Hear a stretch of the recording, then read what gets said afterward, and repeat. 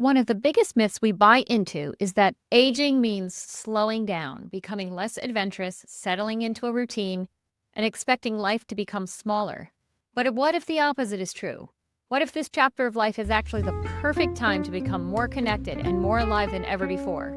Hey, it's your pal, the Dancing Housewife, and welcome back to another episode of the Dancing Housewife Podcast, where we explore the art, heart, sport, and science of ballroom dance. And if you're a first-time listener, I want to extend a special welcome and invite you to come back over and over again. Let's get started. When most people think about dancing, they think about exercise, burning calories, improving balance, getting in a little cardio. And while all of that is true, your brain may actually be getting a bigger boost than the rest of your body parts combined. Think about everything that's happening every time you step onto the dance floor. You're recalling patterns, you're listening to music, keeping time with the beat, coordinating your feet, maintaining balance, adjusting your posture, responding to another person, sometimes laughing at your mistakes, sometimes improvising, and doing all of that simultaneously.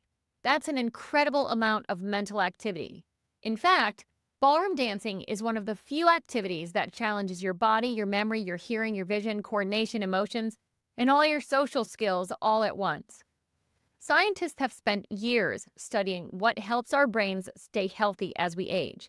Again and again, the same themes emerge. Our brains thrive on quality sleep, regular movement, learning new things, social connection, music, variety, and activities that challenge us enough just to keep growing. Now think about ballroom dancing. It checks every one of the boxes, except for sleep. Every lesson asks your brain to create a new pathway. Every new routine strengthens your memory. Every dance requires focus and connection. Moving to music stimulates multiple areas of the brain simultaneously. Partner dancing teaches communication without saying a word. It asks us to pay attention, to anticipate, to trust, to adapt. And perhaps most importantly, it reminds us how to have fun. Unfortunately, somewhere along the way, many of us adult dancers stop having fun. Children dance without worrying what they look like. They laugh, they make mistakes, they move because it feels good. Adults often replace having fun with responsibility. Oh, I've got work, I've got bills to pay, schedules, obligations. Especially for women who have spent years raising families, caring for others, and pursuing a career. It's easy to forget that joy deserves a place on the calendar too. And it deserves a place right now. Not after everything is finished, not when life slows down, now. Joy isn't a reward, it's part of a healthy lifestyle. Researchers continue to explore how activities like ballroom dance may support healthy brain aging. While ballroom dancing isn't a cure for dementia or Alzheimer's disease, growing evidence suggests that regular physical activity combined with mental stimulation and meaningful social interaction, all the things ballroom dance provides, can help support cognitive function and overall brain health. But I think there's another benefit we don't talk about enough. Hope. When you're learning something new, your future suddenly becomes interesting again. You find you're thinking about next week's lesson, the next song, the next social dance, the next person you might meet. You stop looking backward quite so much and you begin looking forward, and you begin to find a purpose. That's incredibly powerful. One thing I've noticed is that people often apologize before they even start learning to ballroom dance. I'm too old, or I have two left feet, I'll never remember the steps. Sound familiar? Here's the beautiful irony. The very act of struggling to remember something is the workout. Your brain isn't failing, it's growing. Every time you repeat a sequence, every time you make a mistake and try again, your brain is adapting. That's exactly what healthy brains are designed to do. We sometimes confuse difficulty with inability. They're not the same thing. Difficulty often means learning is happening. There's something else ballroom dance gives us. Connection. In today's world, it's surprisingly easy to feel lonely. We can spend hours connected online with others while feeling disconnected in real life. Ballroom dancing brings people together in a way few activities do these days.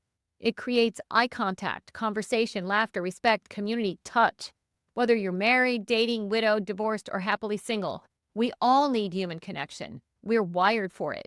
Sometimes a simple dance can remind us that we're not alone. We spend a lot of time talking about relationships, but perhaps the most important relationship we have is the one with ourselves. Are we still growing? Are we still curious? Are we still willing to try something that feels a little uncomfortable? Fulfillment doesn't arrive because of our age. It arrives because we continue saying yes to life. Whether that's ballroom dancing, taking a cooking class, learning a foreign language, traveling somewhere new, or simply walking into a room full of strangers and introducing yourself. Growth is attractive. Confidence is attractive. Curiosity is attractive. Not because they make us look younger, but because they make us feel alive. So the next time you're standing in a dance class thinking, I'll never remember this sequence, smile, because your brain is doing exactly what it's designed to do. It's learning, it's adapting, it's growing. Your feet may be making the steps, but your brain is leading the dance. And maybe that's the bigger lesson for all of us. Life doesn't stop asking us to grow because we get older. We stop growing when we stop saying yes to new experiences. So this week, I want to leave you with a challenge. Try something new. Maybe it's a ballroom dance lesson. Maybe it's signing up for that class you've been thinking about. Maybe it's saying yes to the invitation you've been avoiding. Whatever it is, give your brain something exciting to do. Your future self will thank you. Thanks for tuning in today. If you found this episode encouraging, click like, drop me a comment, share it with a friend who needs a reminder that it's never too late to learn something new, and don't forget to subscribe or follow me on social media so you never miss a ballroom tip. This is the Dancing Housewife signing off, and until next time, happy dancing!